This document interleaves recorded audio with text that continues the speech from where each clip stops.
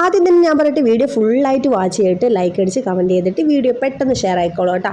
എല്ലാവർക്കും ഉപകാരപ്രദമായ നല്ലൊരു ദോശയാണ് ഞാനിന്ന് ഉണ്ടാക്കാൻ പോകുന്നത്. അതും ഹെൽത്തി ആയിട്ടുള്ള ചെറുപയർ ദോശ.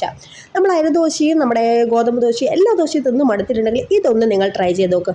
മസ്റ്റായിട്ട് ട്രൈ ചെയ്ത് നോക്ക്. ഞാനും ഇങ്ങനൊരു വീഡിയോ കണ്ടിട്ട് ട്രൈ ചെയ്തതാണ്. ഇതാ ദോശ അട്ടിക്കിങ്ങനെ ചുട്ട് വെച്ചിട്ടുണ്ട്.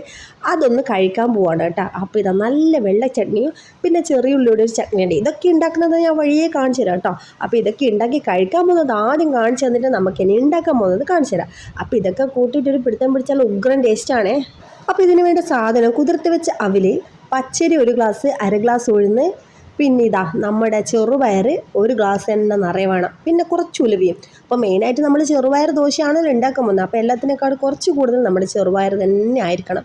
അപ്പോൾ ഈ ഒരു ഹെൽത്തി ദോശ കുട്ടികൾക്കും വലിയ ആൾക്കും എല്ലാം നല്ല പോലെ ഇഷ്ടമാകും കേട്ടോ. അപ്പോൾ കുട്ടികൾക്ക് ചെറുപയർ കറി കഴിക്കാൻ മടിയുള്ള കുട്ടികൾക്കൊക്കെ ഇതുപോലെ അരച്ച് ദോശ ഇട്ട് കൊടുത്തു കഴിഞ്ഞാൽ നല്ല ഹെൽത്തി ആണല്ലോ. അപ്പോൾ കുറച്ച് ചെറുപയർ പാത്രത്തിലിട്ട്, പിന്നെ ഇത് നമ്മുടെ ഉഴുന്നും പാത്രത്തിലിട്ട്, പിന്നെ നമ്മൾ ചേർക്കാൻ പോകുന്നത് നമ്മുടെ പച്ചരിയാണ്.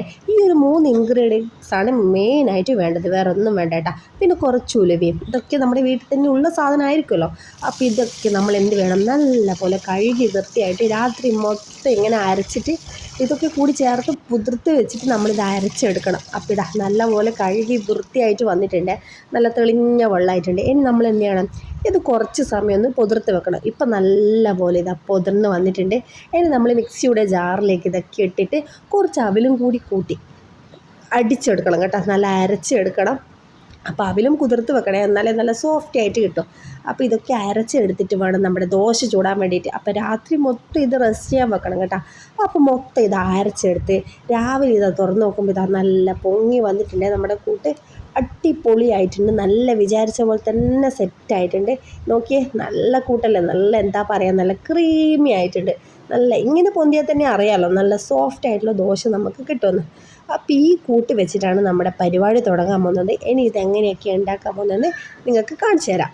അപ്പോഴിതാ അപ്പോൾ അരച്ച് വെച്ച കൂട്ടിലേക്ക് കുറച്ച് ഉപ്പ് ഇട്ടിട്ട് കല്ല് നല്ലപോലെ ചൂടാക്കി കഴിഞ്ഞാൽ നമ്മുടെ ദോശ ഇതിങ്ങനെ ചുട്ടെടുക്കണം കേട്ടോ.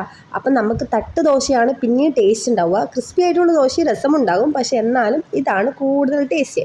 നോക്കിയാൽ നല്ല ബബിൾസൊക്കെ ആയിട്ട് കുറച്ച് നെയ്യും കൂടി നനച്ച് കൊടുത്ത് കഴിഞ്ഞിട്ട് അടച്ച് വെച്ചിട്ട് വേവിക്കാം. അപ്പോൾ 2 സൈഡും വേവിക്കുന്നവർക്ക് വേവിക്കാം, അല്ലാതെ ഒരു സൈഡ് ഇങ്ങനെ പൊത്തി വെച്ചിട്ടാക്കിയാലും ദോശ അടിപൊളിയാണ് കേട്ടോ. അപ്പോൾ മറിച്ചിട്ട് കഴിഞ്ഞാലും സൂപ്പർ ടേസ്റ്റാണ്, അടിപൊളിയാണ്.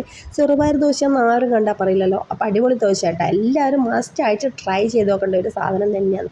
അപ്പോൾ 2 സൈഡും ഇങ്ങനെ വേവിച്ചെടുത്തിട്ടുണ്ട്. ദോശ 2 സൈഡും വെന്ത് കേട്ടോ. അപ്പോൾ ഈ ഒരു ദോശ എങ്ങനെയുണ്ട് ഗൈസ്, ഇഷ്ടപ്പെട്ടാ? അങ്ങനെ നമ്മളിതാ ഒരു പാത്രത്തിലേക്ക് മാറ്റി വെക്കുന്നു. ഇനി ഈ ദോശക്ക് കഴിക്കാൻ പറ്റിയൊരു ചെറിയൊരു കറി ഉണ്ടാക്കണം, ചെറിയൊരു സൈഡ് ഡിഷ് പോലെ. അപ്പോൾ അതിനായിട്ട് കുറച്ച് ചെറിയുള്ളി നമ്മളിങ്ങനെ നല്ലപോലെ ഈ ഒരു മെഷീനിലിട്ടിട്ട് വലിച്ചെടുക്കണം കേട്ടോ. കുറേ സമയം ഇങ്ങനെ വലിച്ചാൽ തന്നെ അത് നല്ലപോലെ അരഞ്ഞു വരും. ഈ അരഞ്ഞതിൽ കുറച്ച് കാശ്മീരി ചില്ലിയും ചേർക്കണം, ലേശം ഉപ്പും കൂടി ചേർത്ത് കഴിഞ്ഞിട്ടാണ് നമ്മൾ ഇതിലേക്ക് ആവശ്യമായ കാശ്മീരി ചില്ലിയും കൂടി ഇട്ടിട്ട് നല്ലപോലെ മിക്സാക്കണം കേട്ടോ. കുറച്ച് ഉപ്പും കൂടിയിട്ട് നല്ലപോലെ മിക്സാക്കി കഴിഞ്ഞാൽ നമ്മൾ ചെറിയ ഉള്ളിയുടെ ചെറിയൊരു സൈഡ് ഡിഷ് പോലത്തെ കറി ഉണ്ടാക്കാൻ പറ്റും. കറി എന്ന് പറയാൻ പറ്റില്ല, അത് നല്ല ടേസ്റ്റാണ് കേട്ടോ. അപ്പോൾ നല്ല ചൂടാവുന്നുണ്ട് വെളിച്ചെണ്ണ. ഈ ചൂട് വെളിച്ചെണ്ണ വേണം നമ്മൾ ഇതിലേക്ക് ഒഴിച്ചു കൊടുക്കാൻ വേണ്ടിയിട്ട്. അപ്പോൾ അത് നല്ല രസമുണ്ടാകും ദോശയ്ക്ക് ഇങ്ങനെ കഴിക്കാം. അപ്പോൾ ഈ ഒരു കറി മാത്രം പോരാ, എന്തായാലും ദോശയ്ക്ക് ഇത് സൈഡ് ഡിഷായിട്ട് ഉപയോഗിക്കാം. പിന്നെ നമ്മൾ ഉണ്ടാക്കാൻ പോകുന്നത് വെള്ള ചട്നിയാണ്, അതും കൂടി ഇതിലേക്ക് ആഡ് ചെയ്യാം.